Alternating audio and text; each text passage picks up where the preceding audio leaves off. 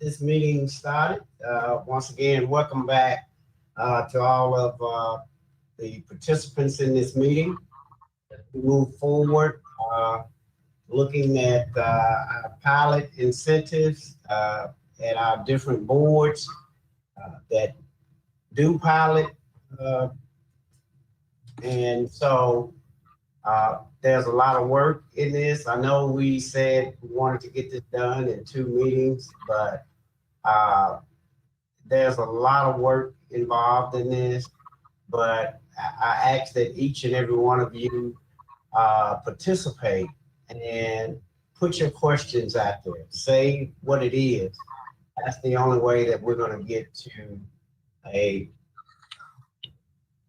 definite point of what we're trying to do in looking at these pilots.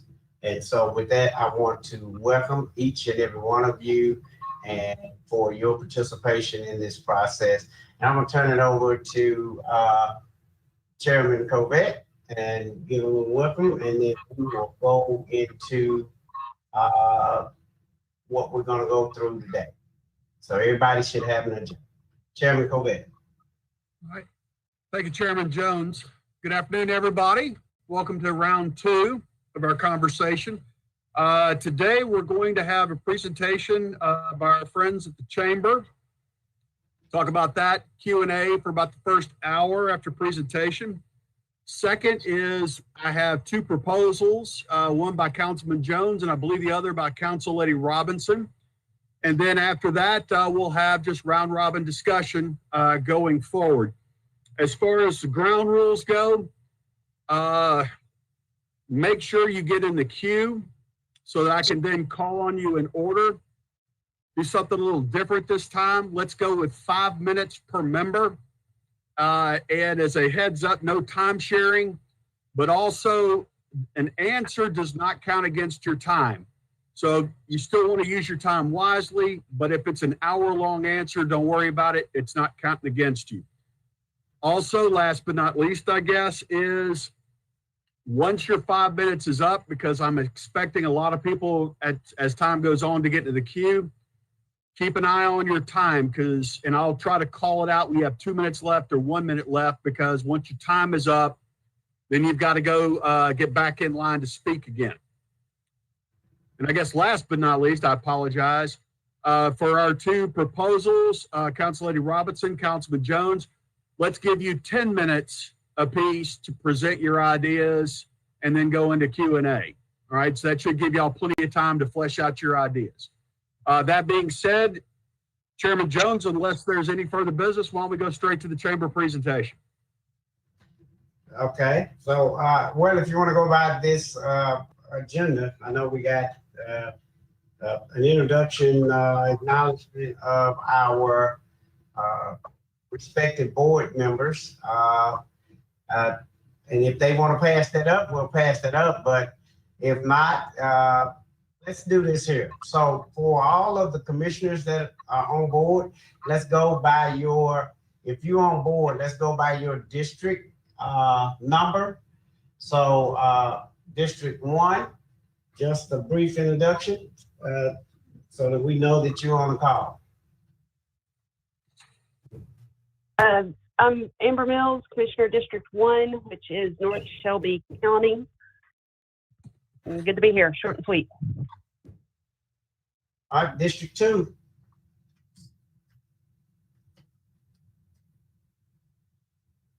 Okay. I guess that commissioner is not on. Commission District 3. Commissioner Wright is doing a double meeting. He is listening, but he's unable to speak right now, but he is on at this time. All right, District 4.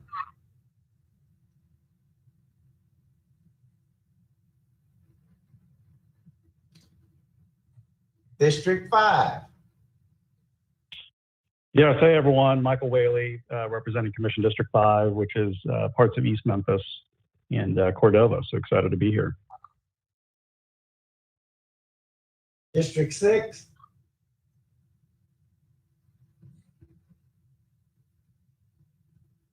Mr. Chairman, I don't think Commissioner Brooks is going to make it this evening. All right, District 7.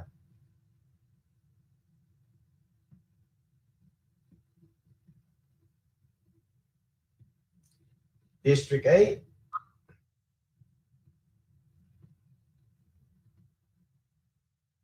Oh, I saw Lowry on here. All right, District 9.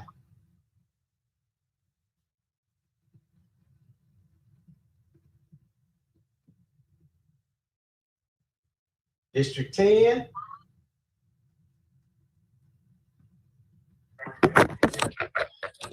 Present.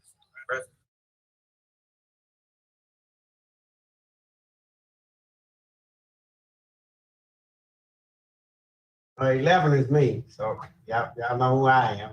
12. Mr. Commissioner Turner is going to be joining a little bit later, Mr. Chairman. All right, and District 13. Hey, Commissioner, this is Commissioner Brandon Morrison, District 13, which is the East Memphis Poplar Corridor area, and particularly interested in economic development as it relates to workforce, and also protecting one of our assets, which is in my district, which is our office spaces. So thank you. All right, Chairman Corbett, I'm going to turn it back over to you. That's my board. All right. I'm honored to introduce the Great Memphis City Council. District 1, Rhonda Logan. Good afternoon, everyone. District 1, Raleigh, Frazier, and Cordova. Glad to be here. All right, and I am Frank Colvett, District 2, East Memphis and Cordova. District 3, Patrice Robinson. Good afternoon. I'm here with you. I represent District 3, Whitehaven, Oak Haven, Hickory Hill, Fox Meadows, and I have just a small portion of Parkway Village. I am very interested in this topic. I hope that we hang in there and we get all the facts that we can before we make any decision. Thank you. Thank you, Patrice. District 4, Jamita Swearingen, Vice Chair Lady.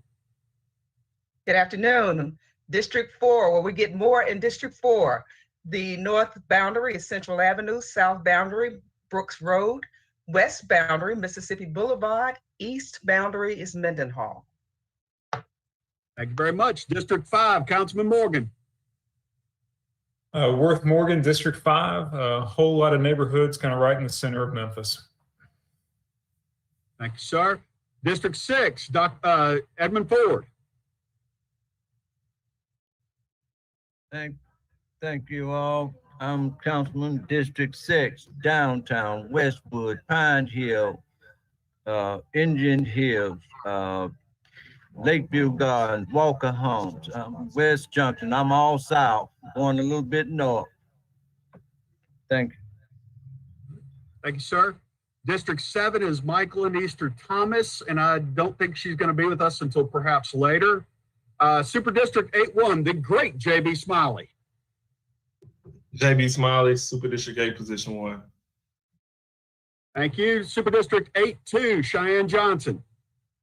Good evening to everyone. It's a pleasure to be here with you. I'm representing Super District 8, Position 2, which goes from downtown all the way out to Hickory Hill. It's just going to be a great opportunity to listen, and I'm just pleased to see so many people working together as a group for the better of Memphis and Shelby County. Thank you. Super District 8-3, Martavius Jones. Hey, good afternoon, everybody. Martavius Jones, Super District 8, Position 3. Thank you. Super District 9-1, Chase Carlisle. Good afternoon, everyone. Chase Carlisle, Super District 9, roughly the eastern middle half of the city of Memphis. Looking forward to the conversation today and figuring out how we can make Memphis and Shelby County the most competitive region, or most competitive part of the region. Thanks. Thank you. Super District 9-2, Ford Canale. Good afternoon, everybody. Happy to be here. Thank you, Ford. Super District 9-3, Dr. Jeff Warren. Thank you. Glad to be here. As you know, 9 is a megaphone that starts in Cleveland and ends in Fayette County, goes down to Hickory Hill and all the way up to Raleigh. And I'm glad to be here. Want to learn something today. Thank you very much.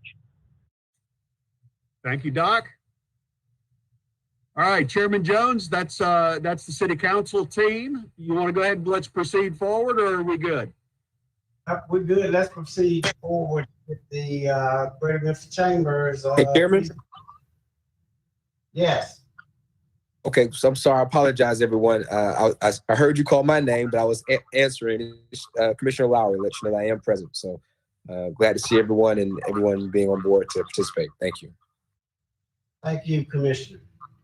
So, yes, let's go ahead on, Chairman Covet, and let's dive right into it. Greater Memphis Chamber, you're up, and we're ready for your presentation.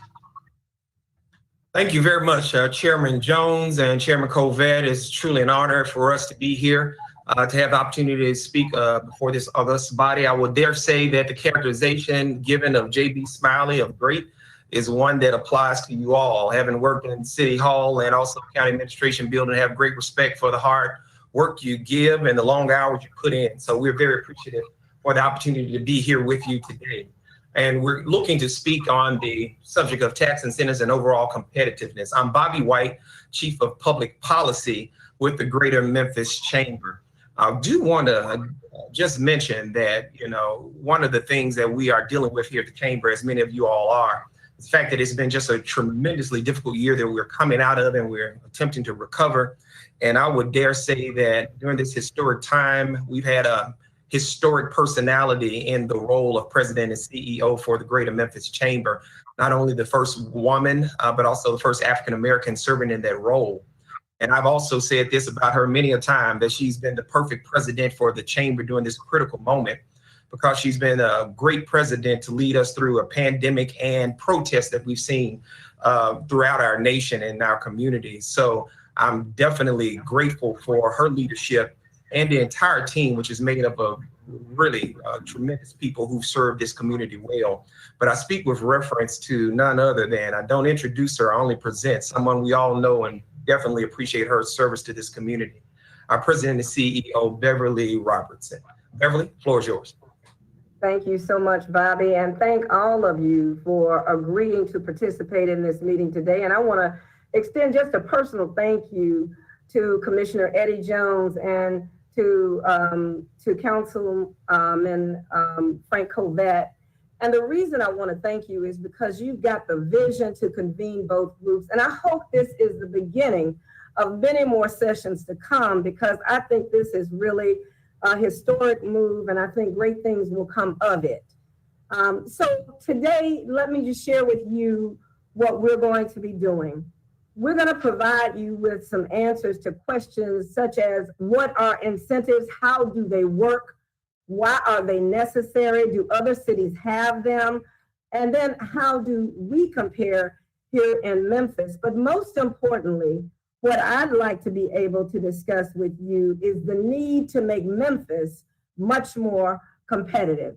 So let me provide some context of the work of the Chamber, because a lot of times people don't understand it. But first of all, let me clearly state the mission of the Greater Memphis Chamber, and that is to relentlessly pursue prosperity for all. Relentlessly pursue prosperity for all, not for a few, but for everyone. So the question really becomes, how do we drive prosperity for all? Well, our strategy is very simple and it is straightforward. And it can be captured simply by 3 simple alphabets: P, E, W. Now that spells pew. I know you know what a pew is. Just as pews are fundamental to houses of worship, pew is foundational to the work of the Chamber. And I can tell you that it represents the totality of the work that we do. First of all, when you start thinking about prosperity for all, that E is in the center. That is the epicenter of the work that we do. We attract new stakeholders and higher level of investments so that we create higher wage job opportunities for those in the Memphis marketplace. And then we help existing businesses expand and grow. So it's an attract and grow philosophy. That is the E, the centerpiece of our work. The P is about creating a positive operating business environment. In order to be able to attract anyone, there've got to be positive assets and positive legislation that takes place. So from a broader perspective, our work is about stakeholder relations at a broader level, from a local, from a state, and from a national perspective. If things and policies are good for the market, we lobby for them. And if they're going to be detrimental for business, we're going to lobby against them. And of course, we can do nothing if we don't have a strong, talented pipeline so that businesses understand that when they come here, not only will they do their work for now, but they are looking at making investment for the future as well. So we've got to be focused on building a strong talent pipeline. From an economic development perspective, we have a strong pipeline, and many of you may not realize that during the pandemic, we had as many as 38 companies looking to us, asking us for information because they're very interested in our location and the assets that we have to offer. So currently, though, we have 42 projects in our pipeline, and they totally can contribute about 9,300 jobs, and they represent a capital investment of over $3 billion with wages of over $52,400 average annual wage for those employees. That's pretty impressive during a pandemic.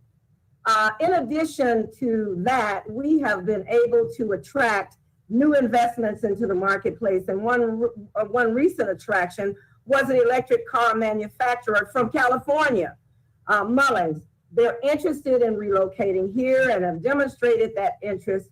And of course, they have to secure broader, more substantial funding, but they want to locate here. And I'll just use the words of the president and CEO of the company when he spoke. He said, listen, companies like mine are located on the East Coast and the West Coast. But let me tell you something, you guys have the assets in the middle of the country, in the South. And I can tell you, we're looking at you now, but loads of other companies like mine are going to be looking to Memphis, which really suggests that we're going to have to build that strong workforce that's going to be able to understand the needs of those companies and be able to address them. So as we think about our work at the Greater Memphis Chamber, we don't just want to talk about Pew, we need to act upon it. So in order to operationalize public policy, economic development, and workforce development, we knew we had to do three things. One, we had to build the team. Two, we got to build and reshape the narrative. And three, we got to build that pipeline. Those are three critical things we knew we had to do. So as we thought about the leadership of economic development, I was interested in securing the best and brightest mind in the country to be able to lead that function. And frankly, we didn't have to look far. I happen to have been looking at this person over the past year and a half, let's say, and had a conversation with President Rudd at the University of Memphis. We built a unique partnership, probably unique among chambers across the country, with the University of Memphis, and was able to secure Ted Townsend to lead the function. Ted was the first ever Chief Economic Development and Government Relations Officer for the University of Memphis, but more importantly, for this job, he was Deputy Commissioner of Economic Development for the state of Tennessee, and he actually had a focus on West Tennessee as a region. So he is not unfamiliar with many of you and many of the issues that exist in this workplace. Now, I will tell you, not only is he a veteran of economic development, but I have named him, his name is Ted Townsend, but I call him TNT because he is dynamite.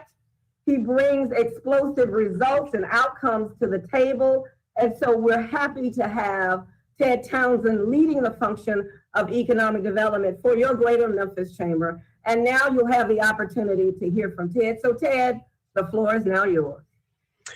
Thank you, Madam President. I'm going to just do a mic check. Everyone can hear me okay? It's a thumbs up or, okay, great. Thank you, Councilman Jones, appreciate that. So this is really an exciting opportunity for me. I've had a lot of people ask me about this leading up to today and you know, are you worried? Are you nervous? And I said, absolutely not. I invite this conversation because I think to have a joint session like this, where all of you who are our policymakers shaping what the future is going to be for Memphis, coming together to talk about this is an incredible opportunity for me as an economic developer who's focused on making a better, greater Memphis each and every day. I'm hoping that we can sharpen our tools in the war chest. I hope that maybe we can enhance and strengthen and perhaps even add to the incentives that we have to offer because it is such a fierce environment out there where we're competing. You saw from the slides previous where Beverly was talking about the pipeline. You know, we do have a lot under management right now, and many of those are staging toward a decision point. And it's really critical that we all come together and partner and work as a team in order to close on those. Will we get all 9,300 of those jobs?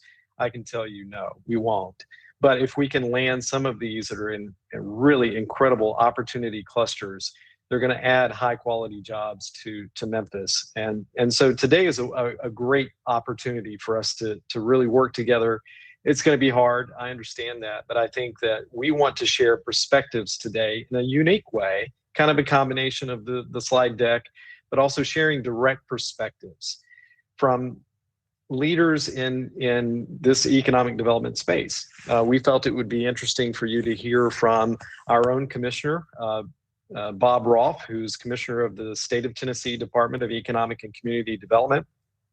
I served with Bobby as his deputy commissioner and chief operating officer. Prior to that, I served under two other commissioners, Bill Haggerty and Randy Boyd, all within the Haslam administration. And we experienced incredible growth in Tennessee, as you know, and as an agency, we were recognized as State of the Year in economic development back to back. That's almost unprecedented. When you're competing with Texas and other states, it's really challenging, but we did that. You get that recognition from incredible job announcements and investments coming our way. So we're going to hear from Commissioner Rolfe. We're also going to hear from someone else that I have worked with and competed head to head with, and that's Gray Swoop. Gray is a site selector now, but prior to that, he was the head of the Mississippi Development Authority, and we've lost some projects under his management when he led that under the Governor Barber years. And then he left there to go to Florida under Governor Rick Scott as head of the same agency for Florida, and then led it through the privatization where it became Florida Enterprise. And now he's a site selector. So we're going to hear from Gray. We're also going to hear from two of our local industry leaders, our current chair, Willie Gregory from Nike, and our past chair, Richard Smith with FedEx. So with that, I'd like to start with our first video, if you would please. So if you look at the site selection process, it's really not named correctly. It's really a site elimination process. And at the end of the day, what you're trying to do is look at locations and make a decision based upon where can we find the right resources, an optimization of talent, and then look at what are the cost issues for each. And then it becomes, a selection or an elimination of multiple sites so that you can narrow it down to 2 or 3 choices. And then from those choices, then you can make decisions based on, what fundamentally is driving the project and where's the best location. I've talked a lot about economics is a team sport, and also our elected officials have to understand that we all need to have our ships sailing in the same direction, that we need their support, as well as the corporation, as well as the chamber, as well as the education piece. The elected officials have such a huge impact on companies making a decision to come to our city. And we want to make sure that we're all on the same page. Anyone can have workers. What we want to have in Memphis is talent. Talent attracts other companies. I think that we can continue to prepare Memphis to be the city of choice when companies are looking to relocate?